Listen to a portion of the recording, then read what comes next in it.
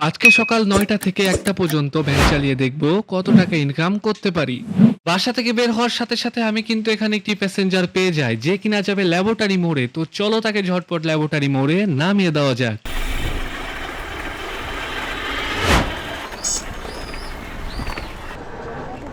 ফুলবাড়ি আসেন।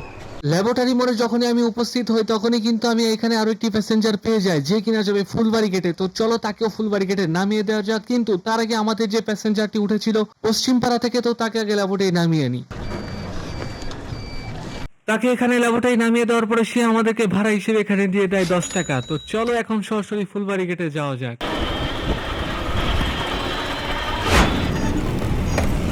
তারপর কোথাও দেরি না করে সরাসরি একটানে চলে আসি ফুলবাড়ি গেট, এবং ফুলবাড়ি গেটে এসে তাকে নামিয়ে দেওয়ার পরে সে আমাদেরকে এখানে 10 টাকার একটি নোট দিয়ে দেয়, কিন্তু ভাড়া হয়েছিল 5 টাকা। তারপরে তাকে 5 টাকা আমরা ব্যাক করে দিই এবং আমাদের এখানে মোট ইনকাম হলো 5 টাকা। তো চলো আর কোনো প্যাসেঞ্জার পাই কিনা।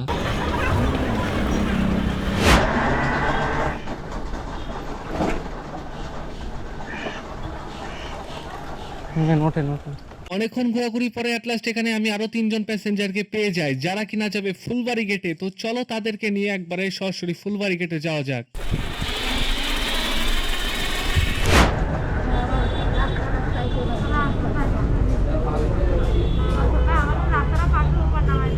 রাস্তার ওপারে তারপরে আমরা সরাসরি একটানে ফুলবাড়ি গেটে চলে আসি, এবং ফুলবাড়ি গেটে আসার পরে প্যাসেঞ্জারটি বলছিল যে ভাইয়া আমাদের এখানে রুগী রয়েছে, তুমি আমাকে একটু রাস্তাটা পার করে দাও। তো চলো তাদেরকে ওই রাস্তাটা পার করে দেওয়া যাক।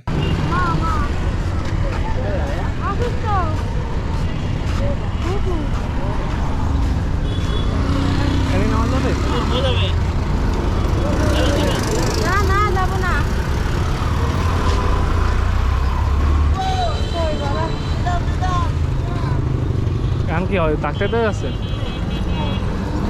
তারপর তাদেরকে রাস্তা পার করে নামিয়ে দেওয়ার পরে আমাকে এখানে 40 টাকা দিয়ে দেয়, কিন্তু ভাড়া ছিল 30 টাকা। তো তারপরে তাকে আমি 10 টাকা ব্যাক করে দিই এবং আমাদের এখানে মোট ইনকাম হলো 30 টাকা। 30 টাকা, 30 টাকা যাতে হয় না, ট্রেনের টিকিটও হবে না। দাও। তো চলো আর কোনো প্যাসেঞ্জার পাই কিনা। একটু সামনে গিয়ে আমি কিন্তু কালীবাড়ি থেকে এখানে আরো একটি প্যাসেঞ্জার পেয়ে যাই যে কিনা যাবে গোলবধান মোড়ে। তো চলো তাকেও গোলবধান মোড়ে নামিয়ে দেওয়া যাক।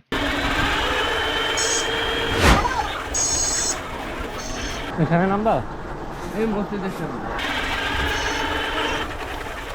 তারপরে গোলবধানে ওই ভাইকে নামিয়ে দেওয়ার পরে আমাদেরকে ভাড়া হিসেবে এখানে দিয়ে দেয় 5 টাকা। তো চলো আর কোনো প্যাসেঞ্জার পাই কিনা।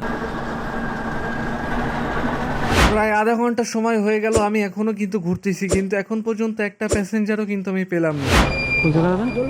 বসুন। প্রায় 40 থেকে 45 মিনিট পর আমি এখানে একটি প্যাসেঞ্জার পাই যে কিনা যাবে গোলবধান মোড়ে। তো চলো তাকে গোলবধান মোড়ে নামিয়ে দেওয়া যাক।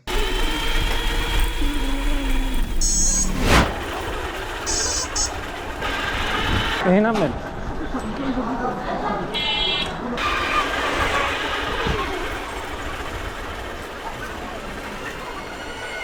তারপরে প্যাসেঞ্জারকে নিয়ে একটানে গোলবধান মোড়ে চলে আসি এবং সে আমাদেরকে ভাড়া হিসেবে এখানে 5 টাকা দিয়ে দেয়। আকাশে প্রচুর মেঘ, জানি না কখন যে বৃষ্টি চলে আসে। চলো এর মধ্যে তোমাদের কিছু কমেন্ট পড়ে ফেলি। গত ভিডিওতে আমাদেরকে কমেন্ট করেছিল এমডি সাহাবির আহমেদ উসমানী, ভাইয়া আপনার ক্যামেরার নাম কি? ভাইয়া আমিও কিনবো, প্লিজ বলবেন। ভাই আমার ক্যামেরার নাম হলো গোপ্রো হিরো 10। তারপর আমাদেরকে কমেন্ট করেছে চন্দ্রবিন্দু কাশীপুর খালিশপুর থেকে, থ্যাংক ইউ সো মাচ ভাই। তারপরে আমাদেরকে কমেন্ট করেছে এমডি ইয়াসিন সরকার, তুমি খুলনায় থাকো? হ্যাঁ ভাই আমি খুলনায় থাকি। তারপর আমাদেরকে কমেন্ট করেছে এসকে রাতুল খান, ভাই তোমার ভিডিও অনেক সুন্দর লাগে আমার, থ্যাংক ইউ সো মাচ ভাই। এবং আমাদেরকে কমেন্ট করেছে এমডি হাসান মান্না, ভাই আমি সৌদি আরব থেকে দেখছি, আমাদের মৎস্য বাসা মুন্সিপাড়া বউবাজার কি যাওয়া হয় কখনো?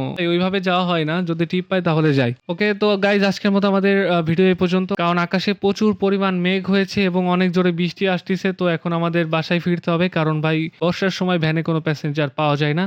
তো আমি চাই না আমার ক্যামেরাটা ভিজায়, কারণ ক্যামেরা ওয়াটারপ্রুফ। তো কি হয়েছে, ক্যামেরা ভিজাতে চাই না। তো চলো এখন সরাসরি বাসায় যাওয়া যাক, এবং কে কোথা থেকে আমাদের ভিডিওটি দেখছো অবশ্যই কমেন্টে জানাতে ভুলবা না, এবং কত ইনকাম হয়েছে। দেখা হচ্ছে নেক্সট ভিডিওতে। সে পর্যন্ত আপনারা সবাই ভালো থাকবেন, সুস্থ থাকবেন, টেক কেয়ার, আল্লাহ হাফেজ।